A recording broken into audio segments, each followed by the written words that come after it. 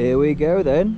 I'm on Trent Fisheries on this session, and I turned up yesterday. So what are we on? We're on the 29th. I turned up of April on Trent Fisheries, and when I turned up, peg 1 all the way around to peg 29, and I'm in peg 28 at the moment. It's absolutely ramo, and then you probably only got 3 or 4 pegs over there that are free. So you know, you've got 40 odd people on this lake. When I turned up, spoke to the bailiff and a few other people, and they are I don't know, and they, you know, it's not fishing very well. These things aren't eating very much at all. They're not behaving how we want them to behave on that perspective of things. But the only people really catching are up on the bailiff's peg over there. So one lad's had like 7 in the last 2 or 3 days, and another bloke's had a couple more. But not really knowing what to do or where to start with things, because you know, on Trent Fisheries, you're never far away from the fish. They're here, there and everywhere. They hang around in shoals, little groups of fish. They're always plodding around, mishing around the lake. There's always an opportunity. So I decided to come in peg 28, sort of as out in the middle of the lake. So in the middle of the lake, it's like 25 foot deep, and as you come up the precipice towards me, I'm on the like 11.5 foot shelf. So it's only 4 rod lengths out. So I've literally just flicked a few solid bags out, chucked a handful of boilies over the top of each bag, and just sat back and just watch the water and just trying to size up, you know, to see if there's anything to work to, zigs, you know, if there's any other activity that I can get onto and capitalise on. None of that's really been happening, and even if it has been happening, there's someone in the peg. Yeah, just in the net there. I've got a nice little one. So I've done the first night, into the second day now, and at 9:30 that little one tanked off. It's funny, to be fair, because I was just getting my marker float out, popping it out in the middle, just trying to find some depths, thinking, you know, zigs would be a good option, a good way of attacking this place.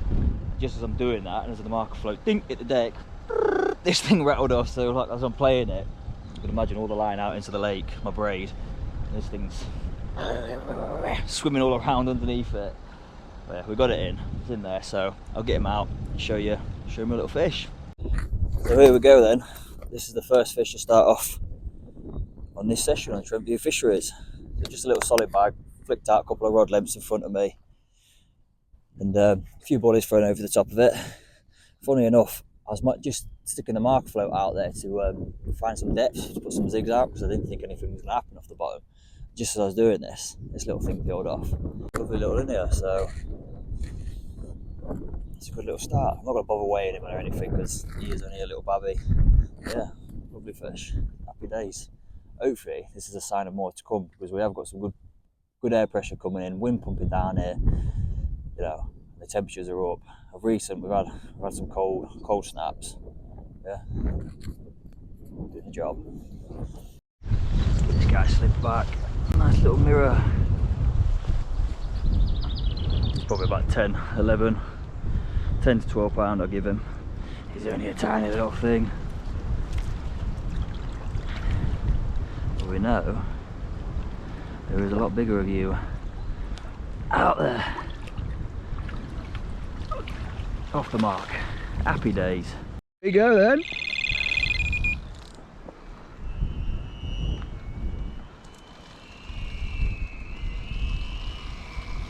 The same rod. No, this is a different rod. And a solid bag just over the boilies. Woof, my heart's pumping.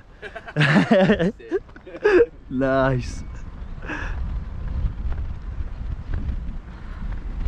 Happy days. You can just feel it in that air though. It's so much warmer now, isn't it?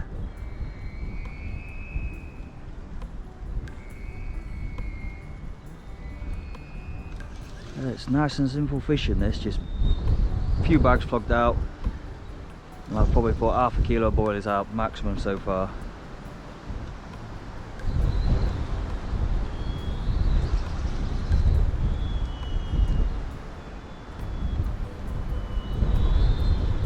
I reckon this rod's been done. I just had a bit of activity on it and then nothing, and then this one's just ramped off. A dead rod. Is this your boilie one? No, these aren't. These are the solid bag ones. These are.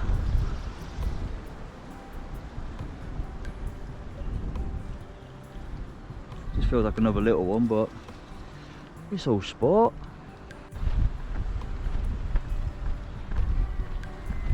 Just putting little yellow 12mm IB wafters in with my bags. There it is.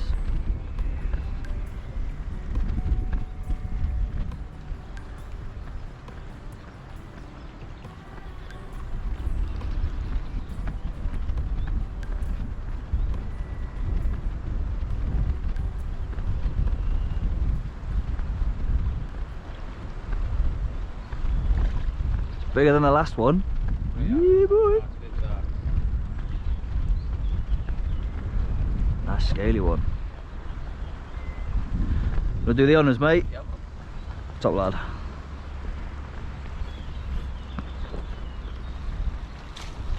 Oh, here we go.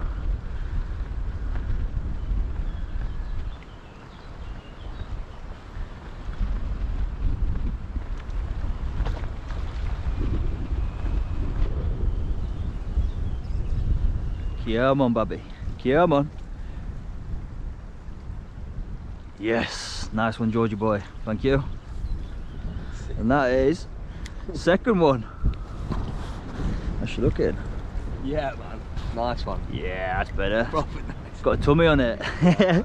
Sweet. Right, we'll get this one sorted. Well, I'll get the rod out first, back out, redo that one, and I'll attend to this guy. Right, let's slip you back, mate. Make sure your fins are up against the sling, alright? Just had to come up into a bit of flat ground to be able to do my videoing and picture taking. Instead of trying to do it all at an angle, an awkward angle. Hey-oh. Lovely, lovely, lovely. Scaly mirror carp. Trent view. We love you. Nice. Yeah. Well, that 23 pounder, I did get a little video and a little chit chat of what I was up to, but it sort of had noise halfway through the video, and then the noise just cut out and you couldn't hear me. Yeah, so you just got the picture of it. But this is good. That's nice.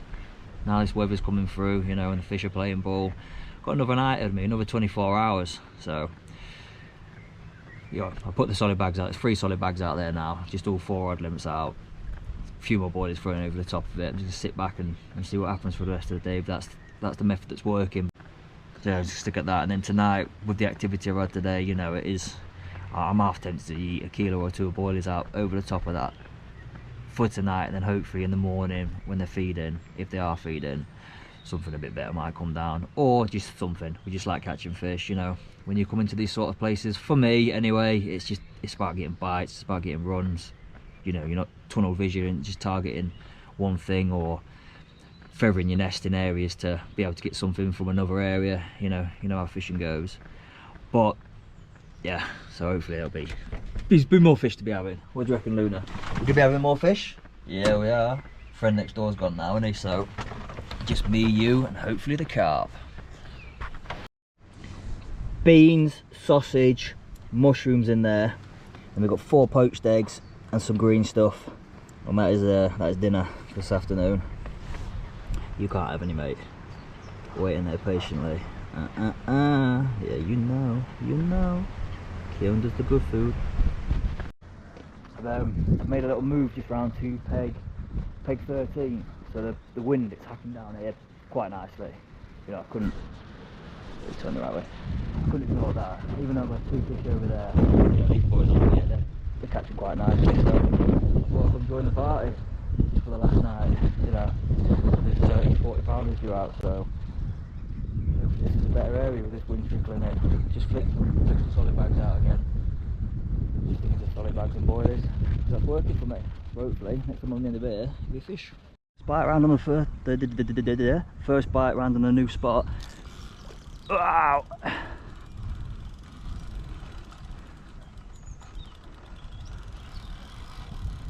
And she's taking. That was a wise move, Mr. Keown. Cheers, mate. Been here 5 minutes, mate, and you had one. Yes, mate. Yeah. Yeah, literally just. This takes 4 days. Have you? Get on the solid bags, mate. Oh yeah. Yeah. What about 50 kilos as well? I had two two fish round there just on solid bags, and then I seen them all jumping along here. Them all here. Yeah, all close in, aren't they? Well, there's a wind film over, ain't it? I ain't had nothing, no. I've been here fucking since Sunday. Yeah. Yeah, man. Oh, mate. I had a run at 3:30 this morning and missed it. I hit into it, felt it, and then I lost it. Come on. Oh, no way. Are you filming now, mate? Yeah. Yeah, I've I'll got... get off then. Alright, mate.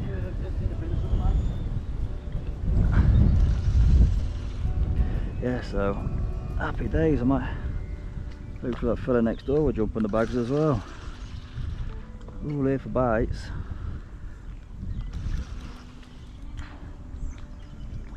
So sort of, I've got my sea fishing lead that you can maybe see hanging there, and at the bottom of the shelf, as it goes away from me here, about 8 rod lengths out, it just starts to get smoother. Because if you see on the end of the rod tip here, there's all this stringy, staggly weed, and from like here, from the start of the peg, 8 rod lengths out, it's full of it. So it's just gone like 8.5 rod lengths out, where it's pulling back smooth with the sea fishing lead. I've just fanned it out, you know, 10-15 yards all in front of me to make sure all that area is smooth. I'm just chucking my solid bags on top of it. Yeah, happy days. Just trying to do some of my college work on my laptop, and my laptop nearly become part of my roof of my van. Come on. Oh mate, yes. Ah, I got stuff down the line. It won't reel properly. Yeah, this tacky weed, it wraps up round your line nicely and it forms a real hard lump, and then your line struggles to get through. Ah, here it comes. This stuff here. Get off, man. Oh no, it's rock hard. This is like braid comes in handy. You just cave on it.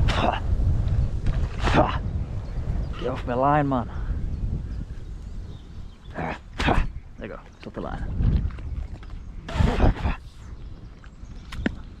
Tastes like mud. But yeah, that's just a method to get rid of that problem I've done over the years. The amount of times it's fudged me up, snapped me off through a line, or gone onto the reel and then the fish pulls off and causes you some nasty dilemmas. There you are. Ooh, yeah. Yeah. It's a nice linear. Lovely fishing here at Trent View. Come on it, mate. Where's my net? There's my net.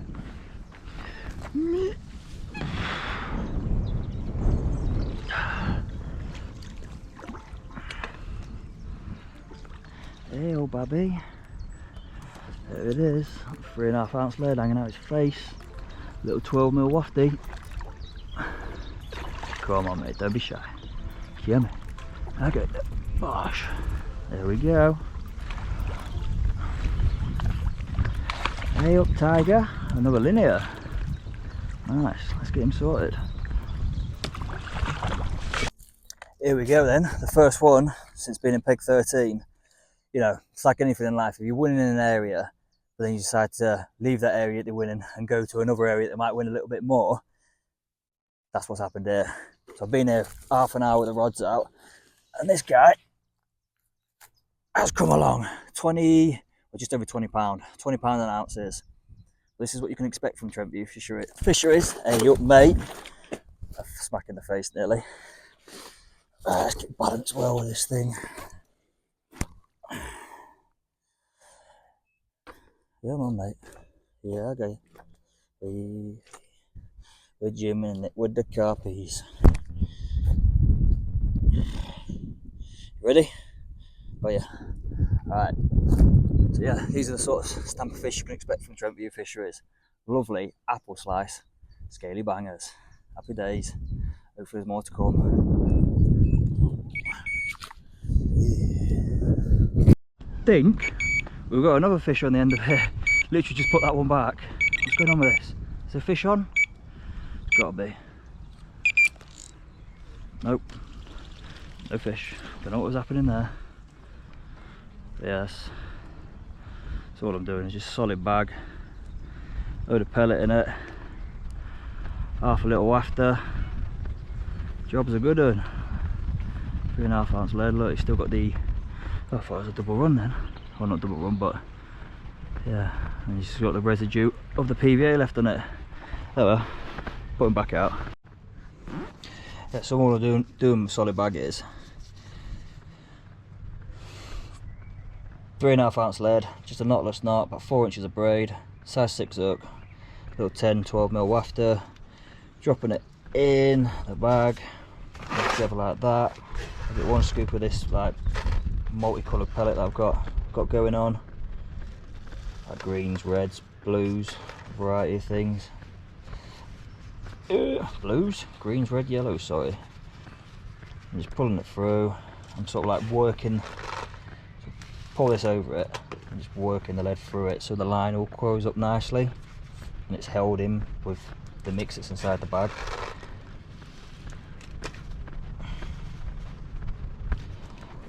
And then after I've got my lead where I want it, I'm getting a load of this stuff, just picked up from the tackle shop, just some liquid, worm liquid, nice.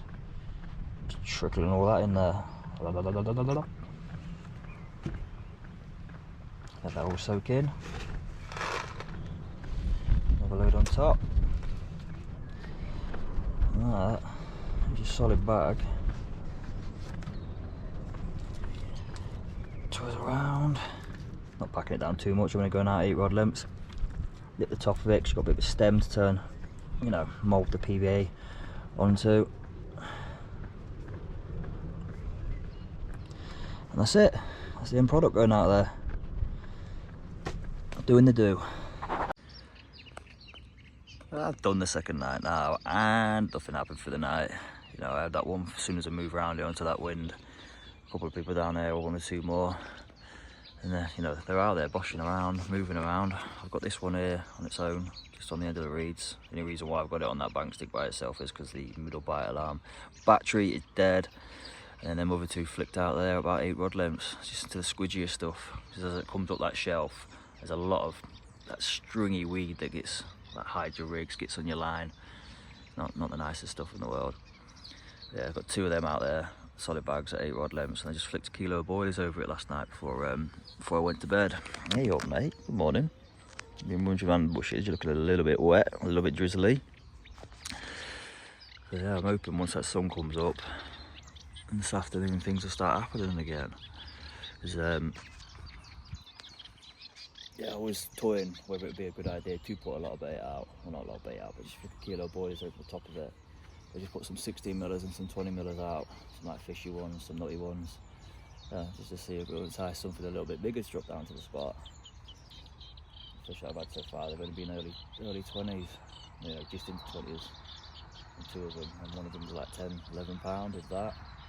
It's nice to get a bend in the rod. The water I have been targeting this spring is, you know, they're not crawling up your lines. There's only probably 100 fish in the pond.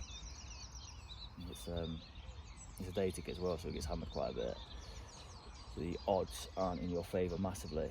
But yeah, nice to hear the bite alarms. Good old Trent view. Been coming here since 2016, 2017, something like that. You know, when I first started fishing this place, it was easy game. They were young fish, not many people fished it. It was just you and the fish, and you could proper mission around the lake and enjoy your fishing and just keep plodding away and working at things and capitalising on stuff, of, you know, making things happen. But as you know, as things get bigger, places get busier, them sort of opportunities and ways die off. Just, you know, that's just how the game goes. You've got to make the most of it when it's like that. I still love coming down here and there. I really do. Some of these fish, they're just scaly bangers, aren't they? Lovely looking things. Another video.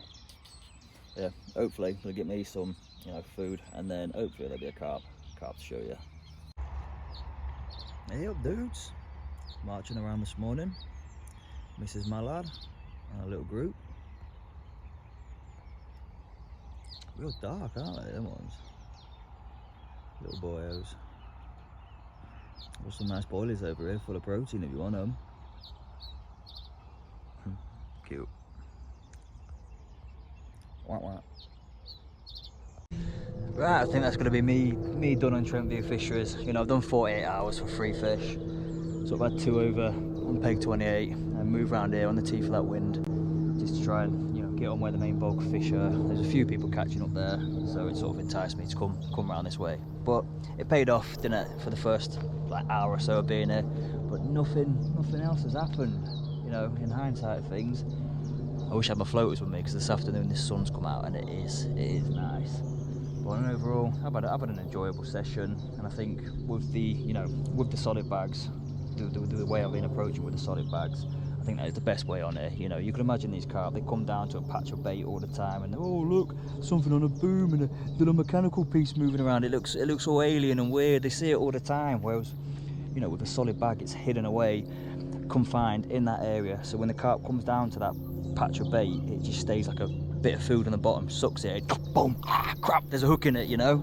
And I think that's why solid bags do seem to do quite well on this place, because they've, you know, you've got 47 pegs on here, and it gets hammered. It does get hammered. I've watched this thing go through the motions over the years, and it's literally, it's like being watching, you know, children being brought up as they learn the world, the harshness of the world, and the good of the world as well, you know. But that's a weird one, wasn't it? But you know where I'm going with it. But yeah, I think that's going to be me done.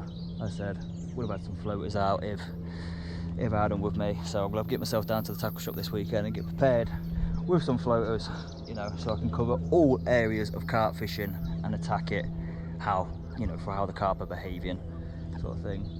I did think leaving it till this afternoon, let the sun come up, you know, they'll come up on the shelf, and the rods that I've got close in out here might snag something, you know, just entice it to drop down, but that hasn't happened. So yes, thank you for watching. I'm sure my missus will be happy that I'm going home now, and I'll see you next time I'm out.